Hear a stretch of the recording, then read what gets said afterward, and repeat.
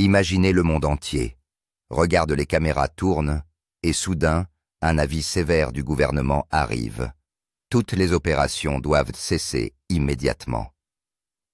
En un instant, le chaos s'installe sur le site minier de Tony Beats. Les moteurs s'arrêtent, les foreuses se taisent, et le sol, autrefois tonitruant, devient étrangement calme. Les travailleurs se figent dans la confusion.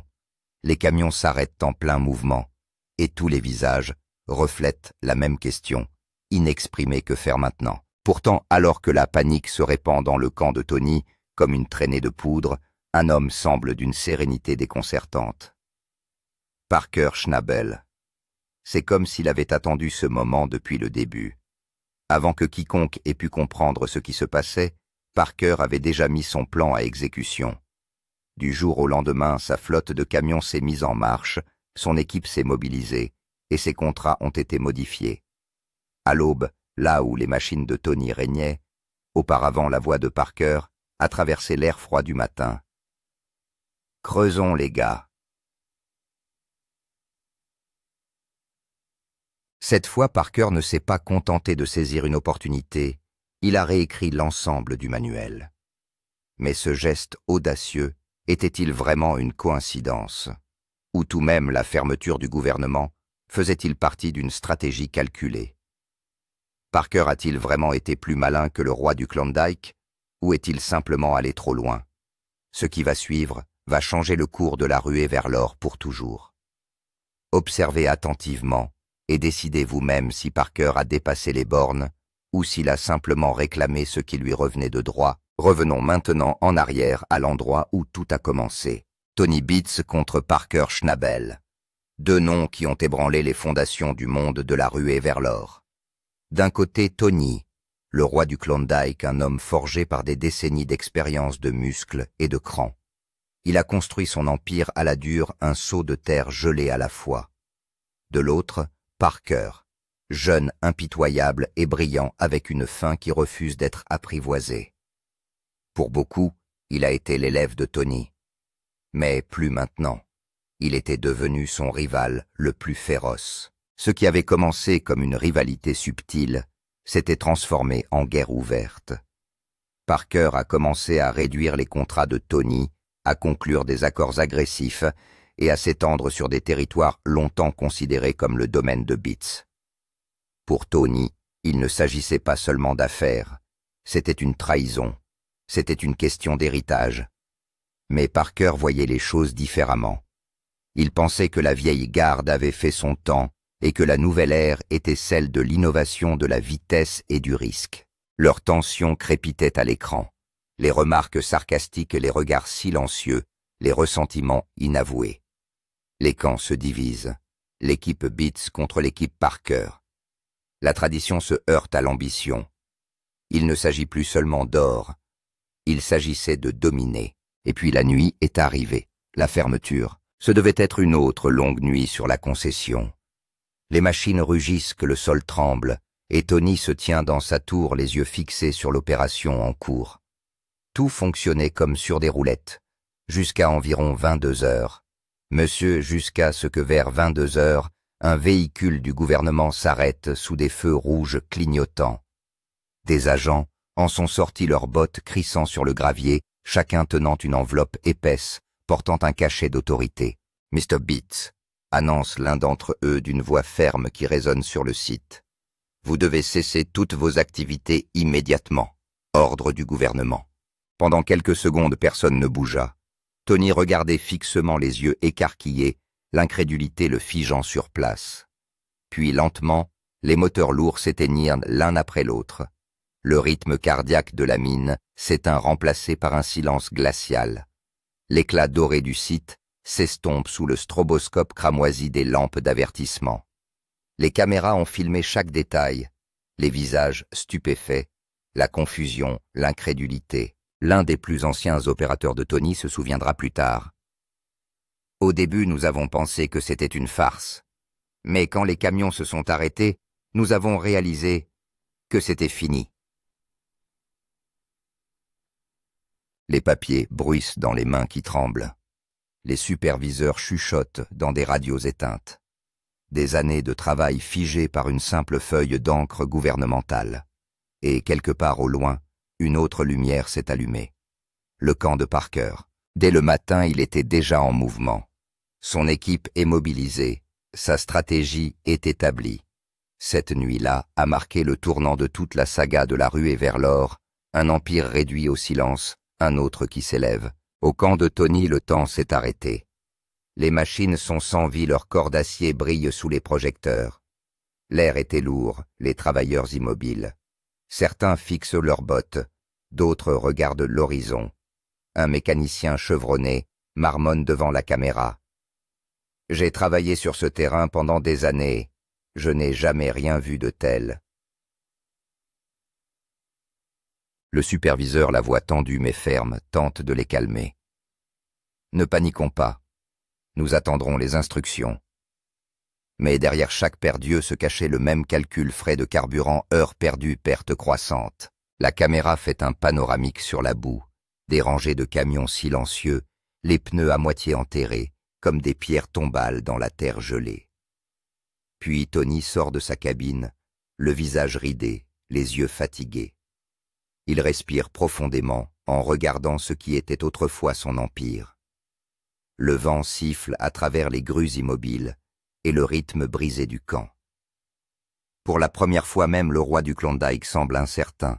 Il se tient au milieu de l'équipe, organise une brève réunion, parle peu mais chaque mot a du poids. « Nous allons trouver une solution », dit-il. Mais un grondement sourd retentit en arrière-plan et quelqu'un laisse tomber une clé à molette sur le sol au loin. Le son va droit au cœur. Ce n'est pas seulement une interruption des opérations, c'est un coup porté au moral. Pour les hommes de Tony, il ne s'agit pas seulement d'un arrêt des opérations, mais d'un coup porté à leur identité. Les méthodes dont ils sont fiers depuis des années sont désormais suspectes. Certains examinent des documents, d'autres sont au téléphone, avec le bureau des permis, et d'autres encore restent assis en silence, fixant le mur de la caravane. Une phrase résonne parmi les voix étouffées. « Et maintenant ?» Et tout le camp s'immobilise en réponse à ce « et maintenant ?» birole gros plan sur des machines arrêtées, des feux rouges, de moteurs éteints, des bancs vides et des sangles de casques trempés de sueur. La caméra fait un lent panoramique pour révéler une ligne de camions dont les capots sont refroidis. Des visages fatigués, inquiets et légèrement en colère se regardent dans les yeux, puis détournent le regard. On entend un grondement sourd, une brise lointaine, et de temps en temps, l'écho d'une conversation étouffée, comme si le camp lui-même retenait son souffle. La stratégie de Parker, sa rapidité d'exécution. Pendant ce temps, Parker appuie sur le chronomètre. Pas de temps à perdre. Il appelle d'abord l'équipe logistique. Réacheminement des camions de carburant, allumage des tours d'éclairage et mise à jour rapide du tableau de service de l'équipe de nuit. Le deuxième appel a été adressé aux fournisseurs de pièces détachées. Tout ce dont vous avez besoin, quelle que soit la quantité, tout de suite. Le troisième appel s'adresse à l'éclaireur du site. Envoyez les coordonnées GPS, libérez l'entrée et mettez en place une route de secours. Lorsque les camions sont partis, la radio s'est transformée en une multitude d'ordres brefs. Convoi 2-4 en attente de la traversée. Copie. Les conducteurs ont planifié une course de 12 heures sans arrêt avec seulement du carburant et du café entre les deux. L'équipe de Parker a été méticuleuse dans l'emballage.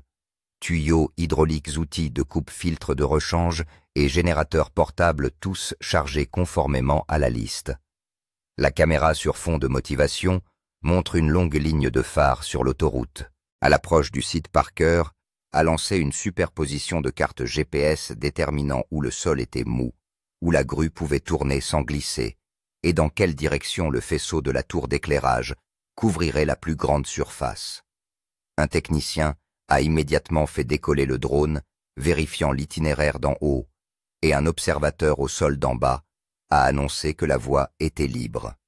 Pendant ce temps, l'équipe de sécurité délimite le périmètre afin d'éloigner les obstacles indésirables et d'assurer le bon fonctionnement des machines. Parker a également été méticuleux sur le plan humain, plaçant les opérateurs chevronnés au premier plan et les nouveaux venus dans des rôles de soutien afin de minimiser les risques d'erreur. Le briefing de l'équipe était clair. Pas de chaos de la discipline, pas de vitesse de la précision. Parker lui-même est arrivé sur le site en bottes d'acier, une tablette à la main et une courte oreillette radio. Son langage corporel ne disait qu'une chose: nous ne sommes pas là pour jouer. Au milieu de la nuit, la première machine a tiré les hydrauliques vrombissant les SFX de plus en plus rapides et les rythmes pulsés en arrière-plan. Des camions-citernes alimentent les tours d'éclairage et le site brille comme lors d'un tournage de jour. L'équipe a mis en place une rotation des équipes. Les opérateurs changent toutes les 4 heures pour éviter que la fatigue ne soit à l'origine d'erreurs. De petits moments de triomphe ont surgi. Un boulon coincé et desserré un virage étroit, et franchi, un lourd saut est soulevé sans se renverser. Parker n'a pas tardé. Des camions du diesel des journées et des nuits de 12 heures. Cette phrase est devenue un mème au sein de l'équipe, mais c'est son attitude qui a transformé l'occasion en or. La caméra s'attarde sur le visage de Parker, les yeux concentrés, la mâchoire serrée et un léger sourire sur les lèvres. Le fond sonore de motivation augmente progressivement et se termine par un plan du convoi traversant l'obscurité et pénétrant sur le site. Tactique sur place. Comment Parker a mené une attaque tactique? Dans l'obscurité de la nuit, le camp de Parker ressemblait à une mission militaire. Tout se déroulait selon un calendrier précis, qu'il s'agisse des équipes de creusage, de la mise en place des machines ou du positionnement des projecteurs. Il a divisé son équipe en 3 groupes: les creuseurs, les observateurs et les logisticiens. Le travail du terrassier consistait à extraire la terre sans délai. La tâche du guetteur consistait à surveiller chaque mouvement afin d'éviter les erreurs ou les fuites. Enfin, l'équipe logistique a livré du carburant, des pièces détachées et de la nourriture tout au long de la nuit. Travailler de nuit n'était pas facile, mais la stratégie d'éclairage de Parker a fait toute la différence. Il a installé des tours d'éclairage à haute intensité sur 4 points hauts, éclairant l'ensemble du site comme en plein jour. L'angle de chaque tour d'éclairage a été comparé aux données GPS afin de s'assurer qu'aucune zone d'ombre ne subsistait. La caméra a montré les silhouettes des machines sous ces lumières, les bras hydrauliques, les chenilles en rotation et la lueur qui irradie le sol mouillé. De loin, cette scène semble sortir d'un film de science-fiction. Les jeunes chefs d'équipe ont joué un rôle crucial dans cette mission. Parker savait que chaque minute de retard était synonyme de perte, c'est pourquoi il a délégué les commandes à des chefs de confiance. Chaque responsable disposait d'un talkie-walkie, d'une tablette et d'une carte mentale en temps réel. Ils envoyaient des mises à jour toutes les 15 minutes, zone C, dégagé, chargeur prêt. En entendant cela, Parker répondait « Bien continuer à pousser ». Il y avait tant de confiance dans sa voix que même une équipe fatiguée était prête à se lancer à fond. Les équipes de creusage étaient méticuleusement programmées avec des rotations de 4 heures pour ne pas épuiser l'énergie de chacun. Parker a clairement dit à tout le monde que ce n'est pas la vitesse qui fait gagner de l'or, mais la concentration. Sa voix résonnait au milieu des effets sonores des foreuses et des bruits métalliques. Chaque étincelle, chaque coup de pelle, c'est comme si on faisait partie d'un orchestre. Le public a été témoin d'une équipe coordonnée travaillant avec une concentration laser, déterrant quelque chose d'important sous le sol. Et c'est là la spécialité de Parker, non pas la vitesse, mais la précision. Certains auraient pu prendre ce geste pour un vol, mais il s'agissait en fait d'un coup de génie tactique. Ce n'était pas du vol, c'était de la stratégie calculée et absolument rapide. Pendant que d'autres dorment, Parker fait un pas de plus vers l'angle juridique et la réaction du gouvernement. Mais la situation s'échauffe sur le plan juridique. Les dossiers ont commencé à s'ouvrir dans les bureaux du gouvernement dès l'arrivée du matin. Un porte-parole a déclaré « Nous ne faisons que suivre les protocoles de sécurité, il ne s'agit pas d'une action personnelle. » Mais les avocats de Tony Beets ont immédiatement répliqué s'il y a un problème de sécurité qui autorise les opérations nocturnes de Parker. L'affaire n'était plus seulement une question d'exploitation minière, mais était devenue une bataille politique et de permis. Le cabinet d'avocats de Tony a préparé 3 notifications, une pour le gouvernement, une pour les producteurs de la chaîne et une pour l'équipe de Parker. Chaque avis impliquait l'arrêt de l'émission ou l'engagement d'une action en justice. Les présentateurs de télévision disaient « Bates contre Schnabel est sur le point d'aller au tribunal ». Et c'est là que le drame s'est intensifié, car Parker disposait également d'un renfort de poids, son propre conseiller juridique, qui s'était déjà occupé de plusieurs grandes entreprises minières. Les pages des documents juridiques s'ouvrent. Section 47B excavation, non autorisée dans une zone restreinte. La caméra zoome sur un timbre du gouvernement, puis passe à une image frustrée de Tony. Il dit « J'ai préparé ce terrain de mes propres mains, et maintenant, un gamin vient me dire que je ne peux pas travailler ici. » Sa voix s'estompe, et un murmure de salle d'audience émerge dans le son. La réponse du gouvernement a été directe. L'enquête est en cours, ce qui signifie que l'affaire est toujours ouverte et que les deux parties rassemblent leurs preuves. Les avocats de Tony présentent des photos de terrain, tandis que l'équipe de Parker cherche des failles dans les documents. La caméra passe d'un cabinet d'avocats à l'autre, avec d'épaisses reliures de dossiers des tasses de café et des appels de stratégie tard dans la nuit. Les pages de la loi sont désormais en conflit.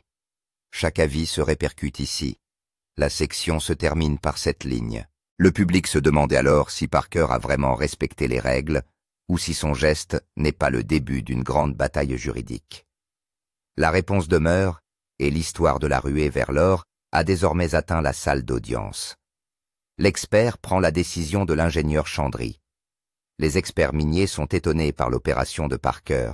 Un ingénieur chevronné a déclaré que l'utilisation de machines aussi lourdes la nuit est une folie en soi.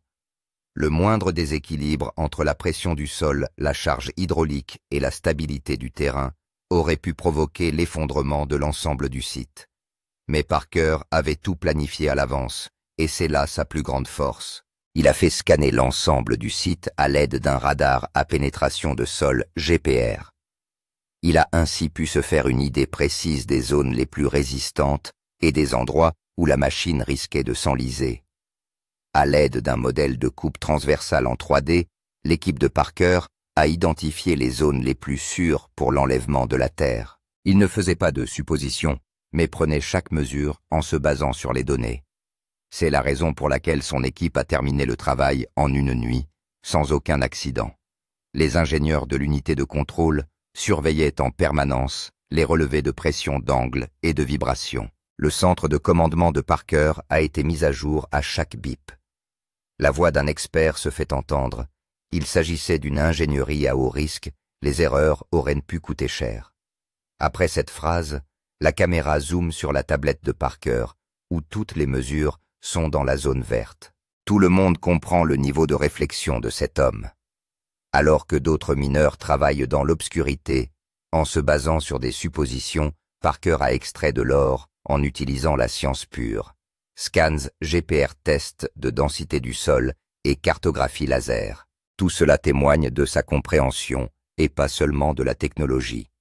De subtils signaux sonores techniques retentissent dans l'audio et la voix calme du narrateur dit qu'il faut parfois de l'intelligence et non des tripes pour atteindre l'or. C'est ce qu'a fait Parker. Montage des réactions des fans et des médias sociaux. Dès que les images ont été diffusées, les médias sociaux se sont déchaînés. Le Tony de Parker Phi a commencé à faire parler de lui sur Twitter, Reddit et YouTube. Certains ont qualifié Parker d'Iron Man en chair et en os, tandis que d'autres ont apporté leur soutien à Tony. Il l'a construite à partir de rien, Parker s'en est emparé. C'est comme si deux équipes s'étaient formées sur Internet. Parker le héros et Tony le traître. Chacun y va de son avis, des théories naissent sur Reddit.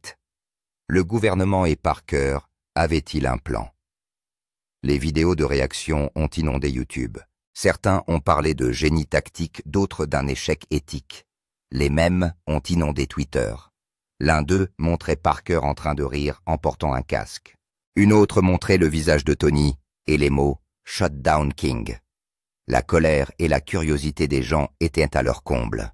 Des bagarres ont éclaté dans les sections de commentaires. Quelqu'un a écrit « Parker a joué intelligemment, Tony a joué vieux ». Quelqu'un a répondu plus bas que non, Parker a triché. Au milieu des pings et des battements rapides des notifications, les gifs et les emojis, défilent sur l'écran les uns après les autres. La bande sonore, un mélange de rires, de soupirs et de dactylographie, donne l'impression que le monde entier est plongé dans ce drame.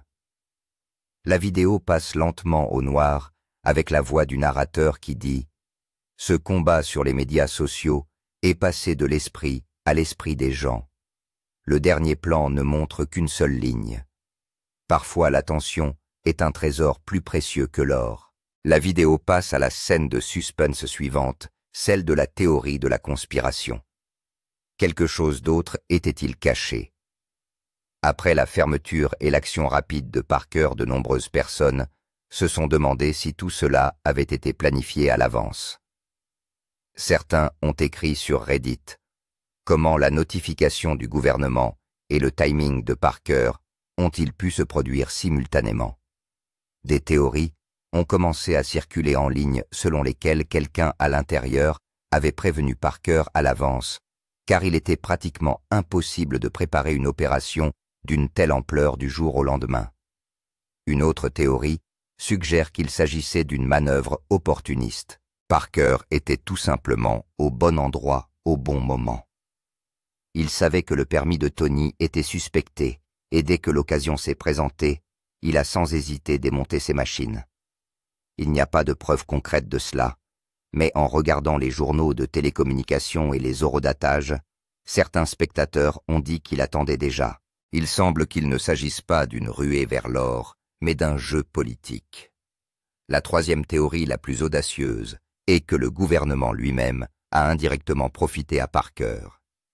Une photo floue d'un document est devenue virale sur les médias sociaux avec des lignes telles que « autorisation de permis confidentiel ». On ne sait pas s'il s'agit d'un vrai ou d'un faux, mais les spéculations vont bon train sur le fait que tout cela fait partie d'une affaire plus importante.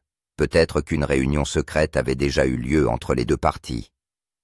La voix du narrateur résonne doucement. Nombreux sont ceux qui affirment qu'il ne s'agit pas d'une simple coïncidence, mais les preuves sont encore fragmentaires. Des vents chuchotants soufflent en arrière-plan et des textes expurgés apparaissent à l'écran, certains mots étant effacés, d'autres n'étant qu'à moitié visibles.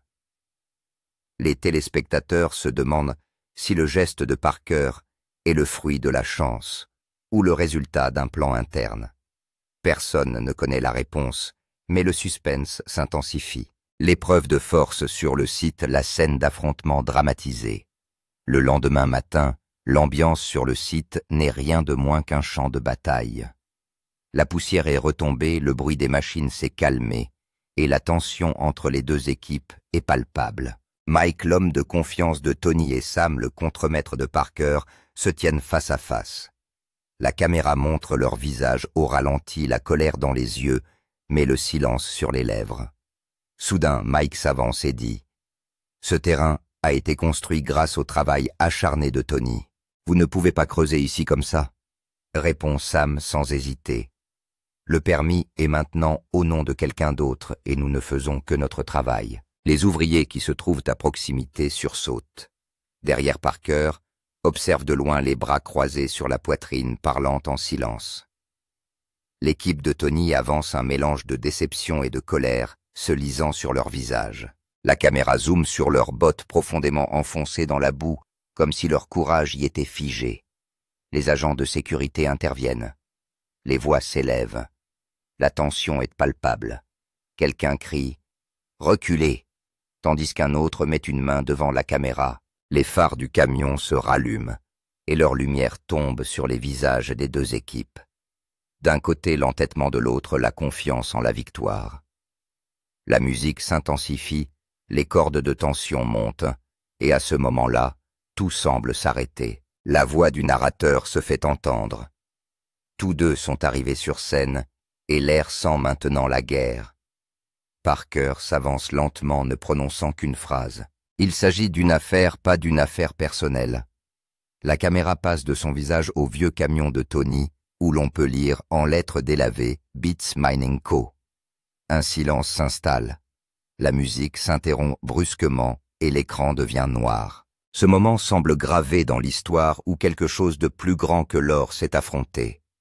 Égos. les conséquences, l'argent, le CV et les prochaines étapes.